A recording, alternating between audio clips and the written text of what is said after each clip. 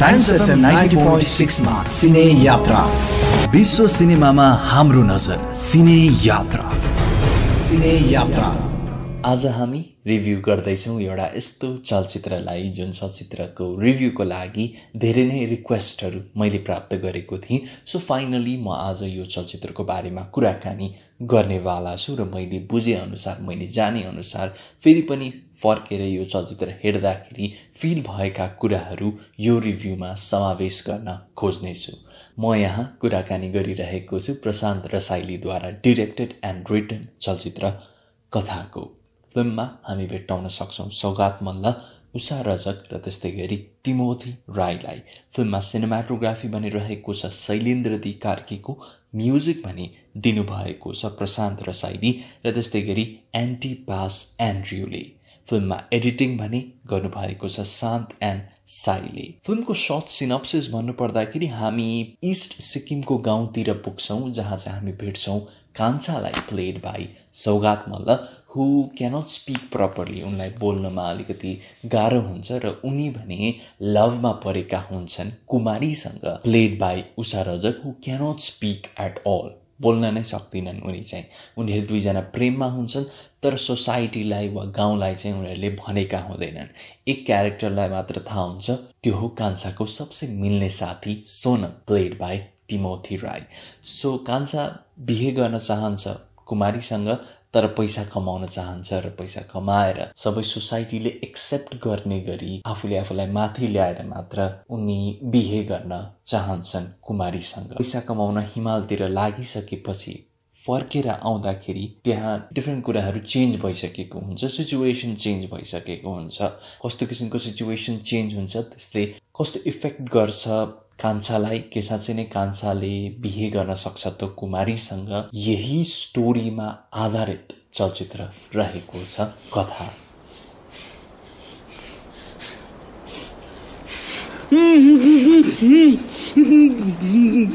आफैले बिहे भन्छ, आफैले नजा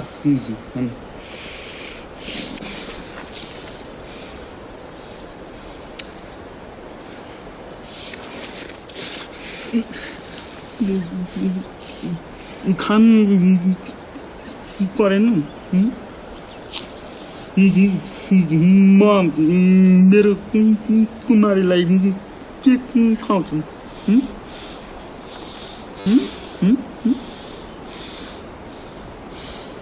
म मेरो कुमारीलाई भोकै लाग्दैन।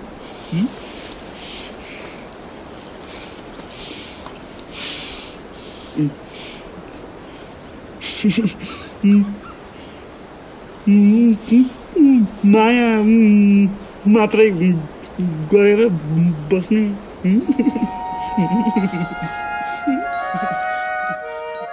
नाउ कथाको रिभ्यू मैले सिने यात्राको सुरुवाती विक्समा गरेको थिएँ। I was with Elise and we had watched कथा for the first time जब चाहिँ रिसेन्टली मात्र युट्युबमा रिलिज भएको थियो। त्यो समयमा कथा हेर्दाखेरि र अहिले दोस्रो चोटि रिसेन्टली मात्र फेरि कथा हेर्दाखेरि मैले धेरै कुरा पहिलेको रिभ्यूमा र पहिले फिल्म हेर्दाखेरि पनि मिस गरेको जस्तो फिल गरेँ, जुन चाहिँ मैले यसपालि बुझ्न सकेँ। आई सपोज कि एज अ सिनेफाइल, सिनेमाको बारेमा जानकारी प्राप्त यो केही सालमा मैले अझ बढी गर्न सकेँ, अझ बढी वर्ल्ड सिनेमा हेर्न सकेँ, जसको कारणले गर्दाखेरि यो फिल्मलाई म अझ बढी एप्रिसिएट गर्न सक्छु जस्तो लाग्छ आजको यो रिभ्यूमा। सुरुवातमा त कथाइको बारेमा कुराकानी गर्न चाहन्छु, स्टोरीको बारेमा। आई हेभ टु से कि कथा is actually not about story telling or it's not plot based. फिल्म्सहरू प्लट बेस्ड मात्र हुँदैनन्।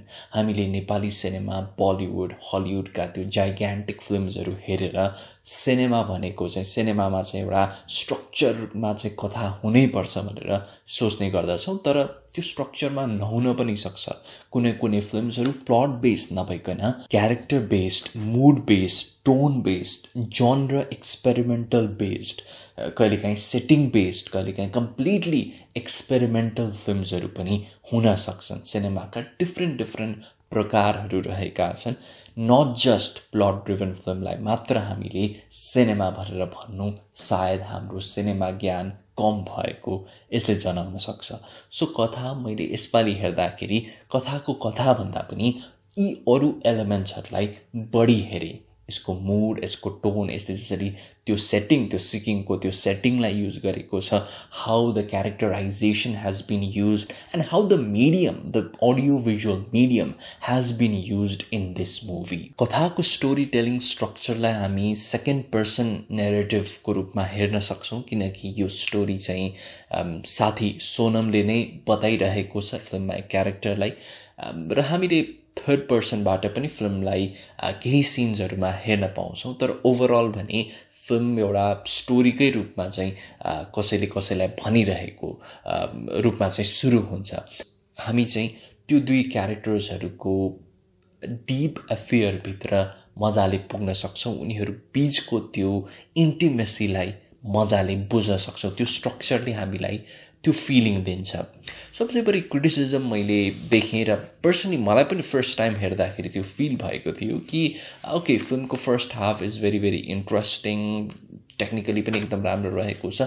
सेकेन्ड हाफमा आएर हेर्दाखेरि भने फिल्म एकदमै सेल्फ पिटीमा गइदिन्छ। फिल्ममा केही स्टोरी छैन, प्लट केही नयाँ छैन, केही दिन खोजिएको जस्तो फिल हुँदैन यो फिल्मका मेकर्सहरूले वा राइटर्सहरूले वा in this case Prashant रसाइलीले।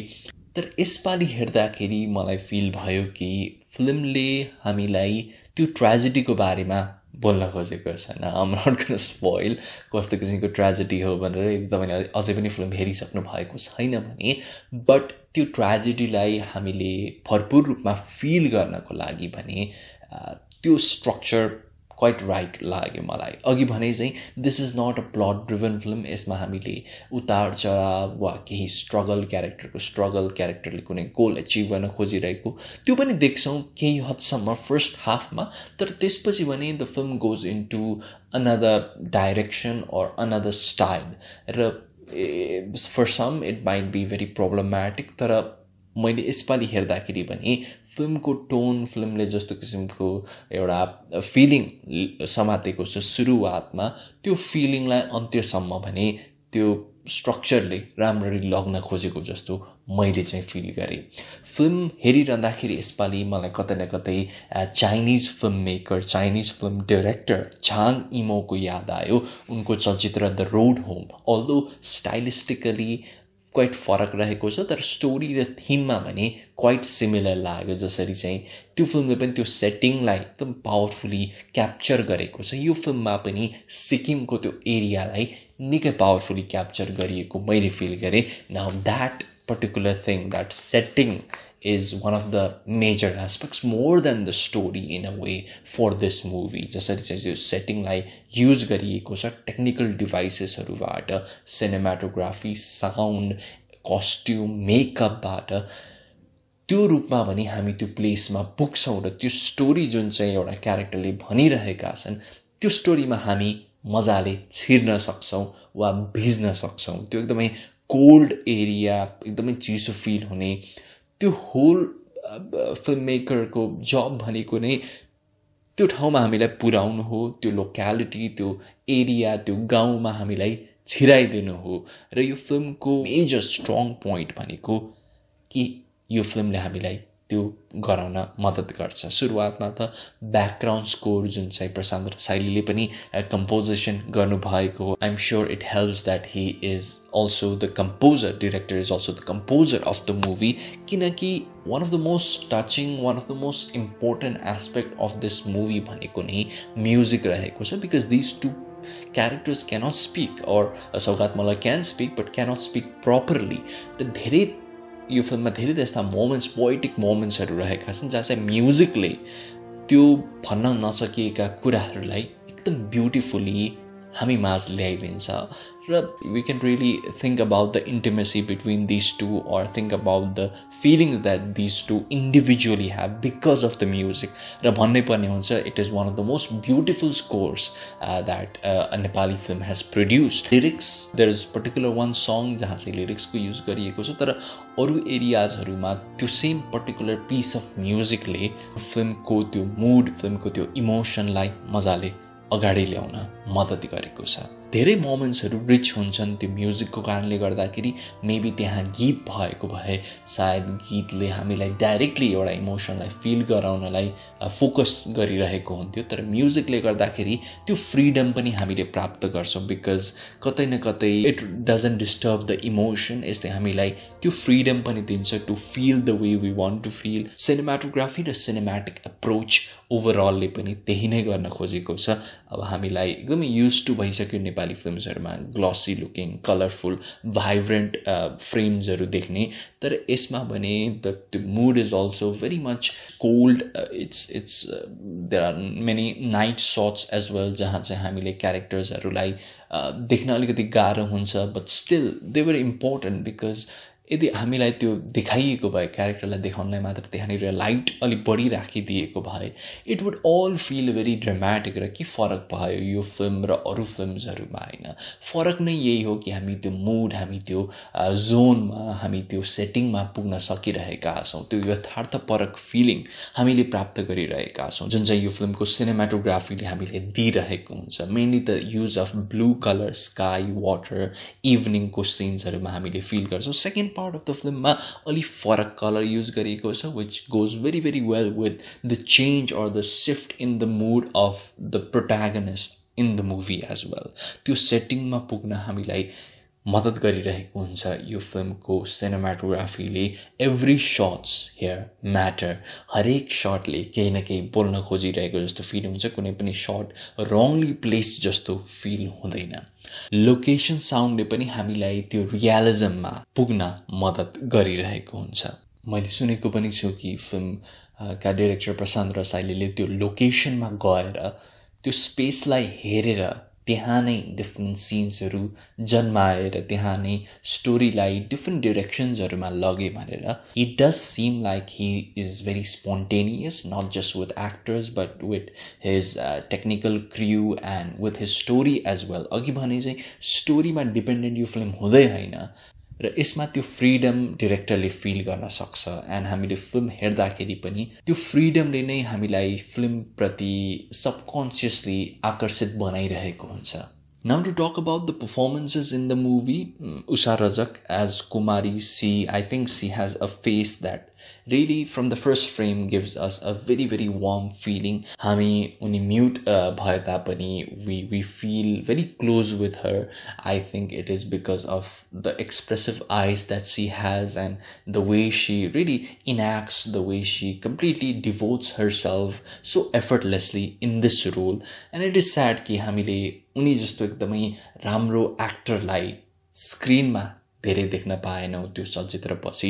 And we hope that we see her more because she is such a fine actor. Saugat Malla as Kanchha probably उनको यो बेस्ट इमोसनल पोर्ट्रेयल हो as a character as a protagonist because उनले यसमा actually दुइटै क्यारेक्टरले even Usha रजकको character कुमारीले पनि they both have to go through two different phases in their characters and both of these very fine actors have done so well to really blend those two different character arcs so beautifully and it really makes us feel home to these characters. जुन पात्रहरू यसमा लेखिएको छ राइटरले त लेखेका हुन् डिरेक्टरले direct गरेका हुन् तर कलाकारको त्यो कलाकारिताले गर्दाखेरि पनि हामी कम्प्लिटली फिल गर्छौँ यी क्यारेक्टर्सहरूले फिल गर्ने कुराहरू. वर्ड्सहरू खासै युज हुन्नन् यो चलचित्रमा and both of them have to do more so physically र एकदमै ब्युटिफुल लाग्छ हामीलाई हेर्दाखेरि Saugat Malla I think it feels a bit sad with Saugat Malla as well होइन उनले यत्तिका फिल्म्सहरू त्यो चलचित्र पछि गरे तर त्यो समयमा उनले जस्तो रोल्सहरू सायद प्राप्त गरिरहेका हुन् या उनले अहिले त्यस्ता रोल्सहरू चुज नगरेका हुन् या के हो होइन उनलाई अझ पनि यस्ता किसिमका च्यालेन्जिङ रोल्सहरूमा जसबाट चाहिँ उनले फिजिकली मेन्टली उनको भोइस मोडुलेसनदेखि लिएर उनको फिजिकलिटीदेखि सबै कुराहरूलाई च्यालेन्ज गर्ने रोल्सहरूमा उनी जसरी घुस्छन् Saugat Malla I think those type of roles need to be given to him more और he needs to take those roles more because he does so well in this movie Timothy Rai as Sonam, I think he was a huge surprise. That was my first time you film Hereko thi. He was so lovable. He really creates some very, very beautiful moments as best friend and very important character. Unle नै story हामीलाई बताइरहेका छन् चलचित्रमा without his words, without his narration. I think he deserves a lot of credit for the way he did it. I think the local feel of the place को लागि पनि उनले मद्दत गर्छन् उनको personality अथवा उनको फेसले नै साथसाथमा अनकन्डिसनली लभिङ काइन्ड अफ फ्रेन्डको रोल होइन and he does it with so much affection physical humour पनि उनले ल्याउँछन् तर एउटा पर्टिकुलर सिनमा उनले जसरी आफूले आफूलाई त्यो क्यारेक्टरको एग्रेसिभ नेचर चिनाउँछन् हामीलाई that also shows his command in the craft. Now to talk briefly about direction, I think there's no doubt कि he is such a good filmmaker. उनले जस्तो किसिमको फिल ल्याउँछन् आफ्ना चलचित्रहरूमा हरेक चलचित्रमा त्यो एकदमै युनिक रहेको छ त्यो अरू फिल्म मेकर्स प्रेजेन्टली नेपालमा उहाँहरूले ट्राई गरिरहेका छैनन् वा उहाँहरूको लागि त्यो possible छैन I think Prashant Rasaili is very very good in doing that, in really creating the mood based films, in really using his camera and audio in that way and his actors in that way as well. That I feel कि यदि उनले एक राम्रो script writer प्राप्त गर्ने हो भने and उनले direction मात्र सम्हाल्ने हो भने I feel कि his films will be even better because as much as a very good director he is, एउटा एकदमै राम्रो राइटर उनको साथमा भइदियो भने I think he would make even better films. I really also liked how यो फिल्मले without even trying, without even pinpointing त्यो एरियाको सोसियो पोलिटिकल कुराहरूलाई पनि ल्याउन खोजेको छ दुईटा डिफ्रेन्ट गाउँहरूलाई युज गरेको छ हैन द फिल्मको मेन फोकस त्यसमा हुँदैन तर वी क्यान फिल कि there is a certain theme of class और even of how woman are treated यो पनि हामीले बुझ्न सक्छौँ कहिले पनि फिल्मले ट्राई गर्दैन त्यो बुझाउनलाई वी क्यान अन्डरस्ट्यान्ड एटलिस्ट यसपालि मैले फिल्म हेर्दाखेरि त्यो मैले फिल गरेँ अर्को कुरा मलाई फिल्ममा एकदमै मन परेको is how time is used in the movie टाइमको शिफ्ट टाइमको lapse without narration without text कि यति वर्ष गयो यति दिन गए क्यारेक्टर्सहरूको ट्रेट्सबाट क्यारेक्टर्सहरूको गेटअप ओभरअल फिजिकल चेन्जेसहरूबाट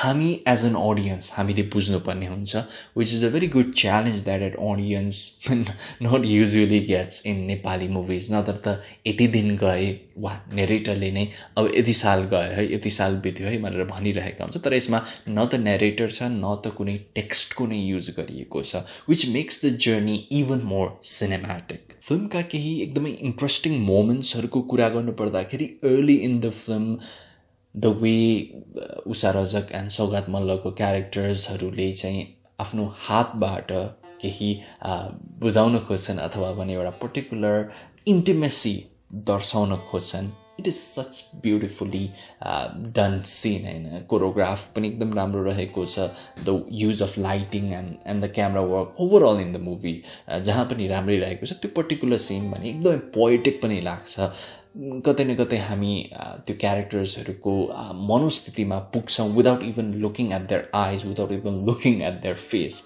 हातबाट नै त्यो बुझ्छौँ सो कथा एकदमै सुन्दर र मार्मिक चलचित्र हो जसले मानवताको ट्रेजेडीलाई बोक्न खोजेको छ यथार्थपरक ढङ्गमा देखाउँदाखेरि सोसियो पोलिटिकल इस्युजहरूको बारेमा पनि फिल्मले ब्याकग्राउन्डमा कुराहरू गर्न खोजेको छ। तर कथाको कथाभन्दा पनि फिल्मलाई क्यारेक्टराइजेसन, मुड, डिरेक्सन, पर्फर्मेन्सेस र टेक्निक्यालिटीले गर्दाखेरि निकै नै रचनात्मक र भावनात्मक बनाउन मद्दत गर्छ।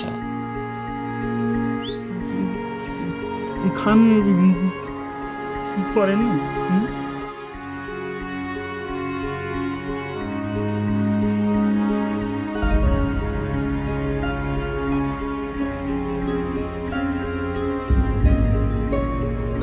घरमा थपक्क बस्न नसकेर गोठालासँग तातो भात दिँदै जाँदै के तँ मैले तँलाई के माया गरेको छु र?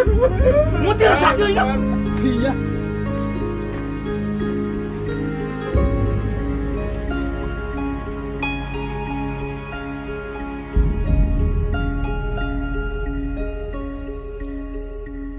For more movie reviews, previews, analysis, interviews and other cool stuffs, do subscribe our channel and also click the bell icon to not miss any new videos.